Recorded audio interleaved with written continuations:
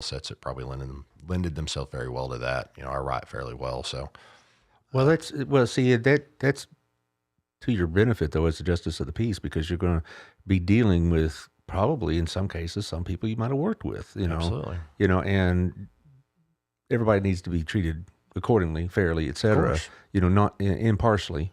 Absolutely. And if you worked in internal affairs, I'm sure you had to set aside sometimes your personal feelings You about have to be person. concerned about people's procedural and substantive due process. Everybody gets it. I don't care if you're a criminal defendant, if you're a police officer, if you're a mom and a dad. Everybody gets to be heard. Sure. Everybody gets to be treated Yeah, fairly and equally. Well, that to me is what you need in the judicial process. Now, I'm not really familiar with all of Johnson County, but I know nationwide it seems like, I don't know, sometimes there's decisions that are made in the criminal process that I have to scratch my head about and wonder about. So, Well, sure. But I don't really hear that as much about it in Johnson County, but I know you hear about it a lot like in Dallas County. What I hear about, and I've been knocking on a lot of doors lately, people are really fed up with weak leadership. They're really, really tired of it. They're really tired. They're tired of people making excuses. Right. Do you see some of the issues that are plaguing other communities, with the rising crime rates, et cetera? You see that either happening or potentially happening in the Burleson area?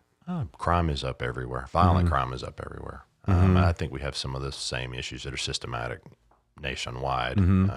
Car burglars still have their method of operation that they like to do things. People are still leaving purses and laptops and all kinds of things like that in their cars and still coming outside and seeing them gone the next day. So lock your car, remove your stuff. That's probably cops' number one gripe is having to go work a car burglary that could have been avoided. But okay, I'm sorry if I put y'all I'm going to have to respond to somebody saying he's trying to watch the show, but he keeps stalling, and that's been an issue for a lot of Facebook stuff. Hopefully YouTube won't have that problem. But anyway, I can talk for a couple seconds if you want to do that. Being a police officer, I've been with Fort Worth for 26, 27 years now, and I was a patrol officer for many, many years. I've written and executed every kind of arrest and search warrant you can think of as a detective. I put guys in jail when I was an officer. I put guys in prison when I was a detective. And then I finally promoted out of internal affairs and became a supervisor. And now I'm in a community unit. My unit is all about engaging with the community. Well, okay, I want to go back to my question though until I had to respond because somebody's asking a question and I like to make sure they get an answer. But about the crime rates in Burleson, are people telling you when you go knocking on doors that's what they're concerned about? People are concerned about their safety. They're worried about the growth. Growth, and more growth. And that also is part of the issues we had in the last election about growth. Particularly about apartments. Do you see the growth of apartments in this area as law enforcement issues? Absolutely. Potentially? Absolutely. I'm not a big fan of the apartments. I'm a big fan of affordable housing. I'm a big fan of people having places to live. But what I see a lot, and I can tell you it's symptomatic over where I work, is apartments come in and they're really, really great for about 5-10 years. And then the owners say, okay, I'm going to go ahead and sell this. So they have a few vacancies, or let's say they're 90% occupied. They'll fill those other units up with anybody and everybody, and then they'll flip them because they show up. Oh, look at our apartment. We're 100% occupied. So then other companies come in and they do it, and then it's like a repeating cycle over and over and over again. Well, and it creates problems for us because we have the same 10% of the criminals doing 90% of the crime, and they're just lifelong recidivists. Meaning they're just going to do this over and over and over again. And I've interviewed suspects before, and they have looked me the same way I'm looking you in the eyes with all the conviction in their heart, saying, it's my job to steal.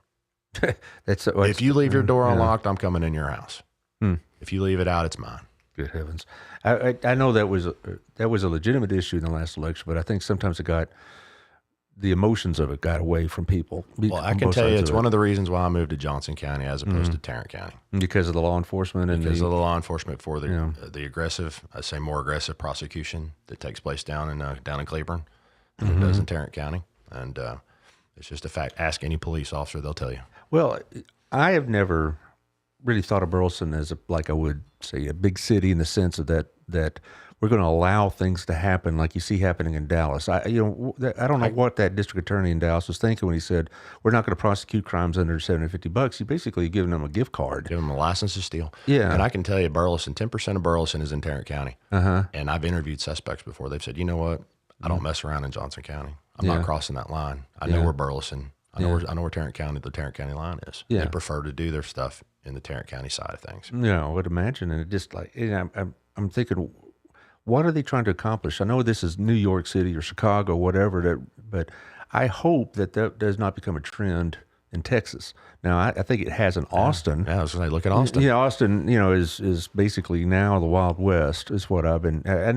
I've been to Austin many times, and it's interesting, and all this other stuff. But I wouldn't want to live there because I wouldn't feel safe there. And that's sad because it's a really beautiful place. It is. They've got great music. And the history of it, and Lord. and it has that university down there, but we don't talk about them. But yeah, so but I think people are seeing this in the news, and I think we don't want what's happening in Dallas happening in Burleson. Nope. And my response is, I don't think you'll see it happen in Burleson because we won't put up with it. Nope.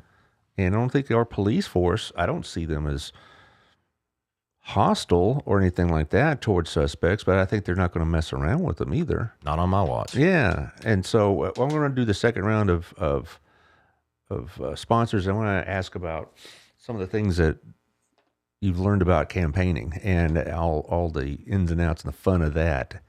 But anyway, Taylor, let her roll. Okay, thank you to Otto at Our Place. I'm sure you've been to Our Place. Who hasn't been to Our Place? I have a gift card that I earned at a charity event that they donated. That is a wonderful place. Which charity event? It was for the Chisholm Trail 100 Club. I had them on the show. They're awesome. They were on the show the Thursday before. It was in October, right? I believe so. Yeah, and I forget her name. I'm sorry, but it's the woman that was ramrodding the whole thing, and she was on the show, and it was very interesting. Had the old cars, right? Uh-huh. Oh, I should have taken my dad to that. He loves that kind of stuff. Absolutely. But anyway, Our Place at Otto is one of my favorite places to go to, if not my favorite place to go to in Burleson, because it's a really friendly place and it's a good place to get good food. Also, Wild Cigar and Culture. Do you smoke cigars? I do occasionally when I have time. Well, I haven't had 2 hours to sit down and enjoy a nice cigar in a long time, but that is a wonderful place. You've been there. I've been there twice. Yes, yeah, me too. I have. Well, it had that big old humidor and all this, and then also if if a drink is your thing, it's a good place to have it without a bunch of hair pulling and carrying on. It's not a teenage bar or whatever. It's a place for have a decent drink, a little music, maybe the ball game on the TV. I can't wait for it to get warmer so I can go outside on their back patio. Yes, It's really pretty out well, there. Chris, the owner, is an ex-student of mine as well. I have 5 ex-students that sponsor me, so I feel very, very honored by that because that you still think of the old man sometimes. But anyway, I was there just last week, and they had this big Super Bowl party planned. I hope it went well. But anyway, Wild Cigar and Culture. And then also we have Proactive Payment Solutions. Antonio Basalo, another former student. This is for point of sales operations. If you have a business and you use point of sales, then this is the guy to talk to about saving you money on the rates, getting your program set up. So check out proactivepaymentsolution.com, and Antonio will set you right up and save you some money. Same with Paying Beagles, another former student and an Aggie. Boy, he's a proud Aggie too. Yeah, he's big time Aggie. Beagles Technology Solutions, make your home a smart home. Integrate your technology, help you with your computer, help you with saving you some money, make your home more efficient, whatnot. So Beagles Technology Solutions, look at beaglestech.com or 817-944-3572. Then we have Tiffany Griffin. Hope you're feeling better these days. I know you've been under the weather a bit. Local Life magazine. It's came out last week. It's got a bunch of ads that'll be helpful to you because they have deals, coupons, etc. She's on the 3rd floor of the Windmiller building also. So if you have a business, you need to be advertising with Local Life. It goes to 30,000 homes and over 110,000 people. And she's expanding into Joshua more and more. So Local Life magazine, TX. And lastly, this is one of my little gigs. This is Burleson Radio, Live 365. Me and a buddy put together a radio station. And so it's just for fun. But we like to, have community public service announcements. And what kind of music do you like? Oh, I listen to everything. Well, this 80s rock is probably my biggest thing. There you go. We got 70s, 80s rock. Basically stuff me and my buddy have listened to, from about the mid 60s to about the early 90s, and, the rest is kid stuff. So, but anyway, Live 365. So playing your favorite tune right now. Okay. So, you've been campaigning since August. So Have you been? The first time I saw you campaigning was in December. Actually, you were knocking on doors then in our neighborhood. Right. So you haven't been just I'll put my name out there and people should know how swell I am and they'll vote for me. You've been hustling for the vote. I have. So, what do you do in your campaign? I mean, what have you been doing? Oh, there's so many moving parts. That's what I'm thinking. It's crazy. Well, talking about the door knocking, getting face to face with people. Do people get upset for that? I mean, or they get or are they like, okay, it's a percentages game. Yeah. I'm looking at it like maybe 1 or 2 out of 100 that are like, hey, you know what? I really don't want to. I don't have time to talk to you. Yeah. I haven't had anybody get outright mean to me. Okay, good. I hope not. But most people, I don't want to take their time. I just listen. I just want you to put name to face. My signs are out there. I have a logo out there. Who's this Andy Nolan guy I keep seeing around town? Hi, I'm it. Yeah, right. And that's why people need to know your background, who you are, exactly. Because particularly in a primary, which today is early voting started. Yes, vote now. You vote now. Yes, vote now. The next 2 weeks, and then of course the first Tuesday of March. When unless you're really into it, you're not going to know the difference in a primary candidate as easily as you would say a general election.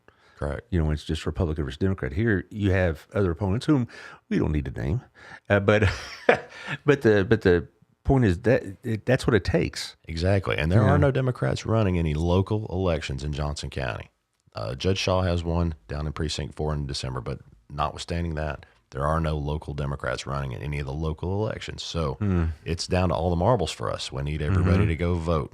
So we're going to assume that you're going to win this. Okay. You have to win by majority, not just a plurality. Well, there's 2 of us that are running, or 3 of us total. So I need to win by 50% plus 1 vote. 50 plus or 1. We're going to go to a runoff in May. Yes, and that's just more campaigning for you. I'd rather not do that. I bet you wouldn't. But if you get, let's assume, I'm going to assume you're going to get that 50%. You then effectively, you won, right? Yes, correct. But you would take office when? Well, I would have the November election. Of course, I'd be the only name on the ballot. And then it would be January 1. Okay, so it would be like they would say, well, since we know who's going to do it, let's just go ahead and fast forward here. Right. Who are you replacing?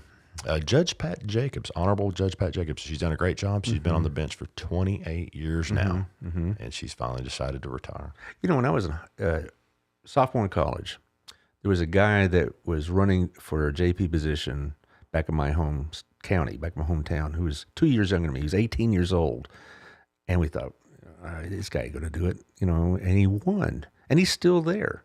And I'm 60 years old. He must be about 57, 58, and he's still there. And from what I understand, as a JP, you could still practice as an attorney, right? I can. Yes. I mean, so you don't have to set aside. Could you practice as a law officer?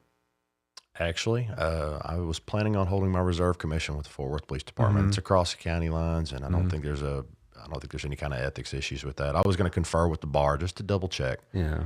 But no, it's in Tarrant County, so I shouldn't have any problem with that. Would you still have like an active shift and all that? I believe our department makes the reserves work 1 day a month. Okay. An 8-hour shift. And usually it's down in training or someplace where they really want to work because they understand that you're doing it for free. Yeah. So I've got a friend of mine, he worked in the motors unit working on motorcycles. So that's what he does. He just goes and he tunes up officers' motorcycles. So but this would be a full-time job, but I know it doesn't pay hardly anything at all. I mean, it's not $1 million job.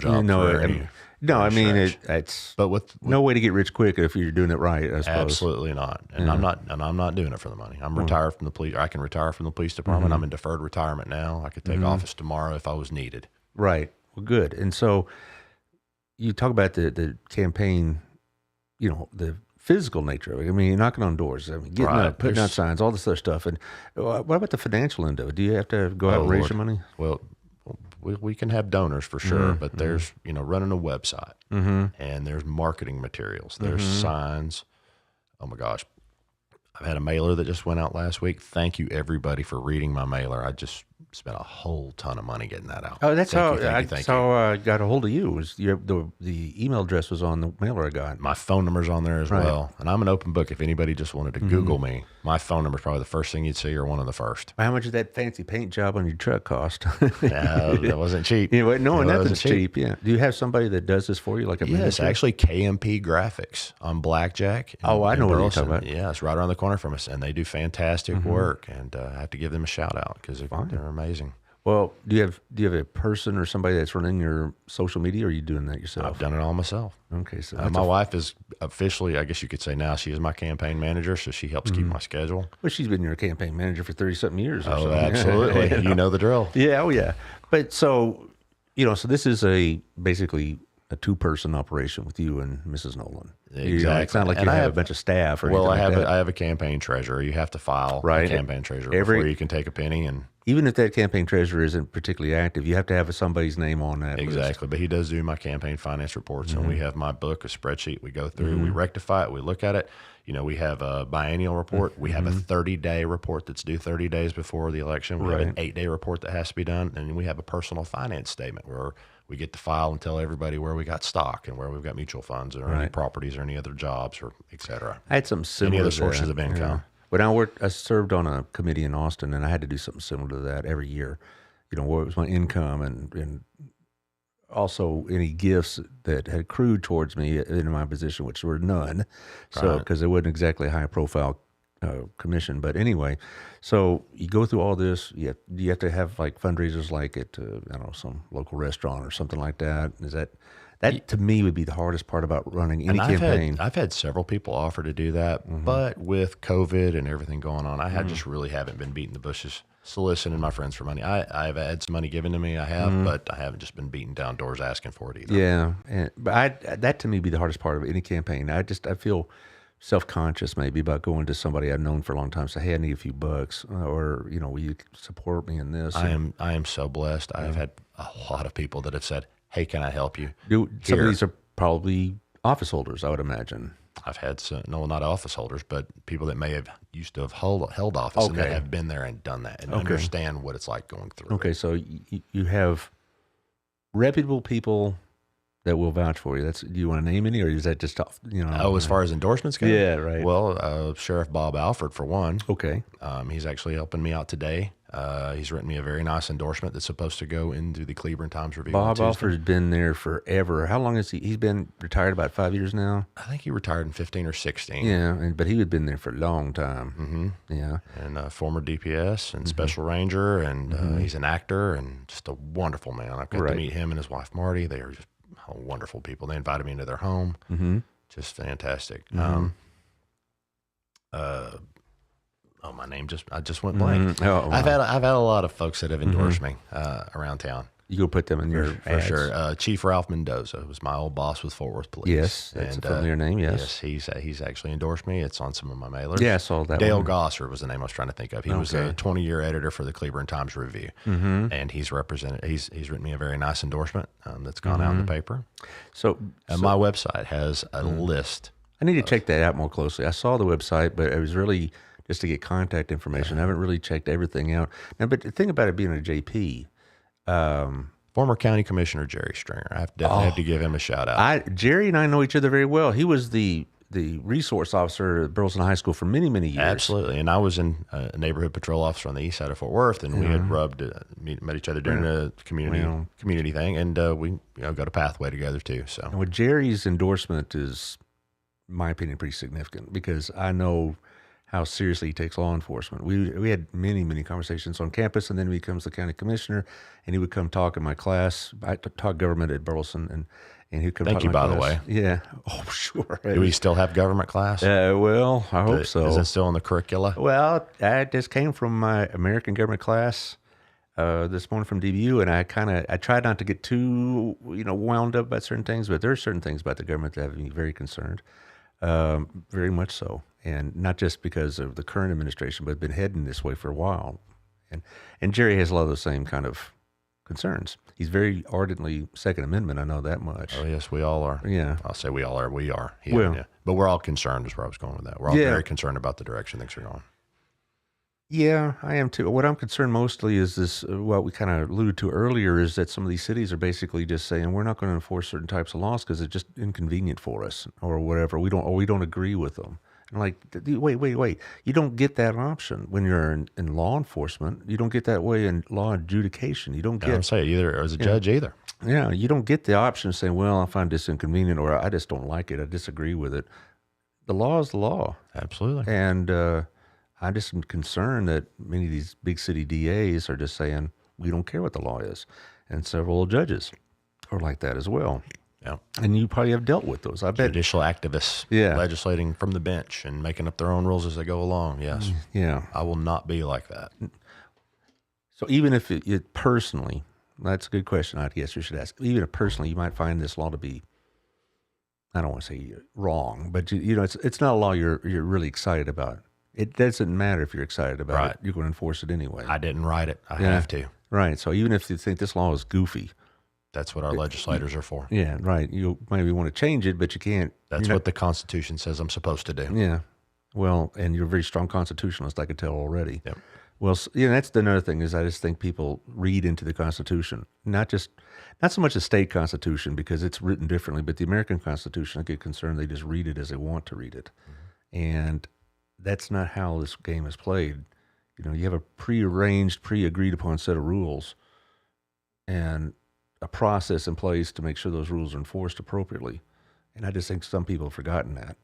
All right. And you're not going to be that guy, huh? No. That's not what my father fought for in Vietnam. That's not what my grandfather fought for in World War II. Really? No, we're going to protect what's here. Your dad and my dad sound pretty similar. My dad was in the Army in the early 60s. His big adventure was the Cuban Missile Crisis. Wow. Yeah, so... my father, he belonged to the 3rd Radio Research Unit, and they were actually a group of spies. Actually, what they did was they ran radio equipment. So my dad's first tour in Vietnam was in 60, 61, and he was there for that, and they were actually there with the French listening to Viet Cong. We won't get into a history lesson about that. But right after that, when the balloons started going up with the missile crisis, my dad went to Homestead Air Force Base and was there during the Bay of Pigs invasion. It's funny you mentioned that. Yeah. My dad was sitting on a plane waiting for the jump order. Wow. So until, it was for 24 hours, they thought, this is it. Until they had to stand down. Yeah, but he really said, it's a very clarifying moment, you might say, when you're thinking about to be dropped into a hostile situation. Right.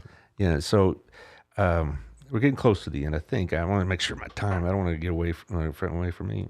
We could talk history for days. Yeah, we can. I'd like to have a podcast just on that, but no, I don't know if anybody's going to sponsor that. But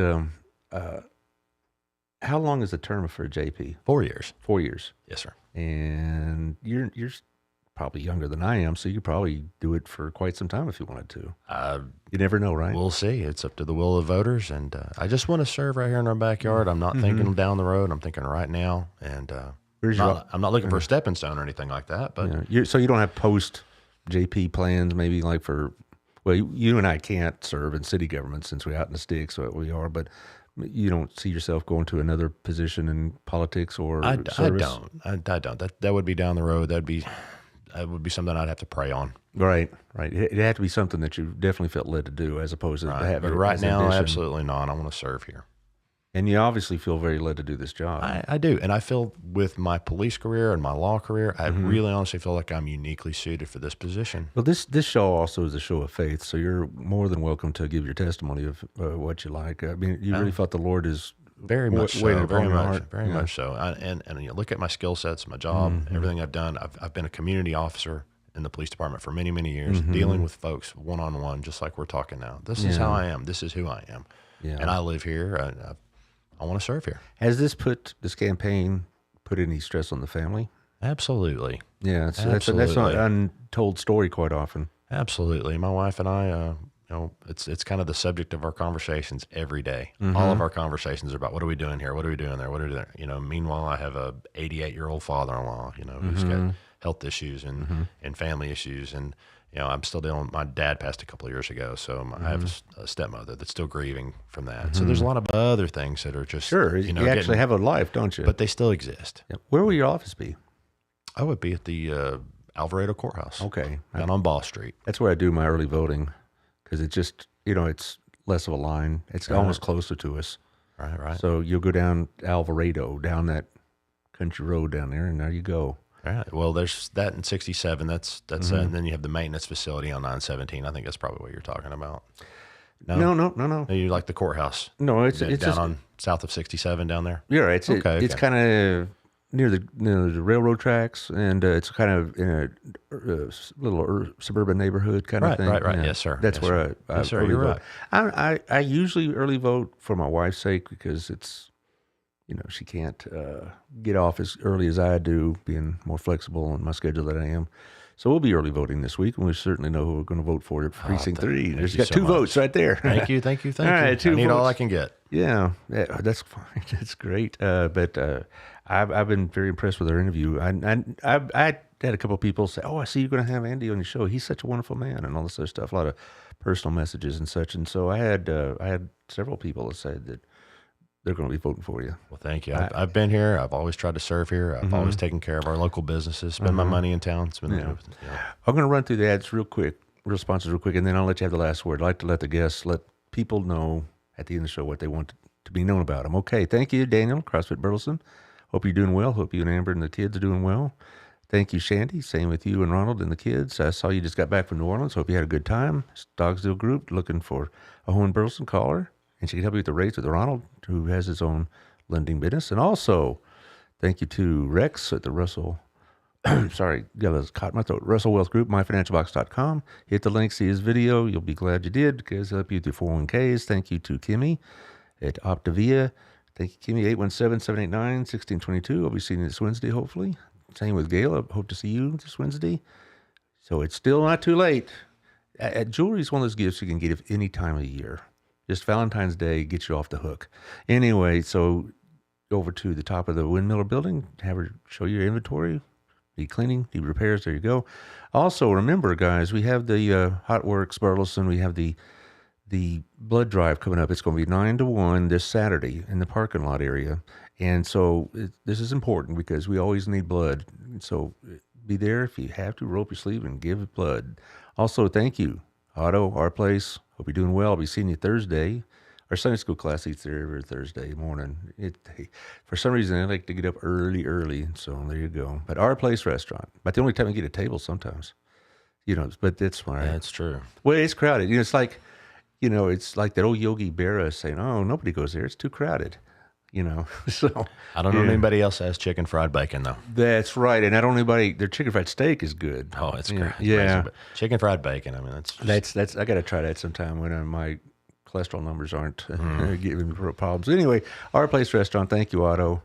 Thank you to Chris over at Wild Cigar. They got the humidor, they got the gift cards. It's still Valentine's Day. You can run over there and get your loved one a gift card or a box of cigars or just, some decent smokes. Okay, Wild Cigar. Thank you to Antonio. Hope you're doing well. Proactive Payment Solutions. So if you're doing point of sales, check out proactivepaymentsolution.com, and they can help you with the rates and help you with the system. Thank you to Payne. Hope you're enjoying yourself this week. I know you're having a swell time over at Beagles Technology. My phone is goofing up. I hate this. There we go. We got Payne Beagles. Come on. We do have a question. Do you mind maybe at the end of this, I'll do this. Oh. Okay, Payne Beagles. There it is. We had a little glitch there, but Payne Beagles, 817-944-3572, or at beaglestech.com with the smart home solution. So it'll make your home do all sorts of technology wizardry. He was on the show a couple weeks ago and explained it to me, and I'm like, okay, because I'm, technology and me are not good friends, but he knows all about it. So if you make your home a smart home, he's the one to talk to. Also, Tiffany, hope you're doing well over at Local Life Magazine. It's locallifemagazinetx.com. Check out the website. Check out the coupons and the sales. Also, Burleson Radio Live 365. It's playing right now. We do have a question, and you can answer it if you wish. I'll answer it. All right. Who are your major contributors? Question for Miss Scott, I see. Yes, it is. Miss Scott, it's amazing just walking around and meeting people and talking to people. I've actually had people that I've gone knock door to door and say, how can I help you? So I've had some gifts from my family, of course, but mainly from the citizens of this community that have said, you know what, we really, really want to stand behind you. We really, really feel firmly about what your beliefs are, and we want to take care of our town. And we want you here because we feel like you are the best person for this position. Yeah. So you don't have like a big money donor of any kind? The Fort Worth Police Officers Association is endorsing me. Yes. Okay. So I had a little from them, but mainly it's from people around town, and it's not a lot of money. It's just a little here and a little there, and believe you me, it adds up, and I'm so eternally grateful. Yeah. This community has just has wrapped me around with love. Well, good. Well, all right. I hope that answers the question, but we'll see. Thank you for the question, Miss Scott. Yeah. well, like I said, she's very concerned citizen with the blessing boxes and whatnot. So anyway, tell us what you want us to know. You get the last 2 or 3 minutes to yourself, so tell us what you want us to know. Andrew Nolan for JP.com is my website, and my phone number is 817-991-6876. I don't think either of my other two opponents are going to give you their personal cell phone number, but you can have mine. Thank you. Please call me or email me with any questions. Andrew Nolan for JP @gmail.com. And I'm here to serve. I want to keep our community safe. I think we have the same values here. We're watching the growth. There's 4,500 new homes platted in Venus alone right now. The growth that's coming in this court, the issues that are coming before that court, they're very, very complex. They're going to be very judicial in nature, and I want to help save taxpayer money by getting these decisions right the first time. Yes. And thank you for all of my supporters. Thank you for my staff workers at the polls. Thank you for the office staff at JP3. They work tirelessly, and they are amazing. Thank you so much. Well, this is on YouTube if you want to watch it later and get a better view of it, because I know sometimes the Facebook glitches up, but YouTube has it. This will be on Apple and Spotify very soon. Yes, you got the thumbs up. Thank you, Taylor. So it'll be up on Apple and Spotify, so you'll be able to listen to it on those platforms. You could share this if you want.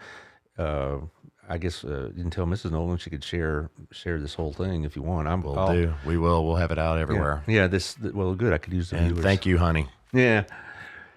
She's probably your biggest supporter, I would imagine. Oh, she's the love of my life. Okay. Definitely my better half. All righty. Well, good luck to you. Thank you very much, sir. Thank you for having me on. No problem. And we wish you the very best. Thank you. All right. Bye-bye, y'all.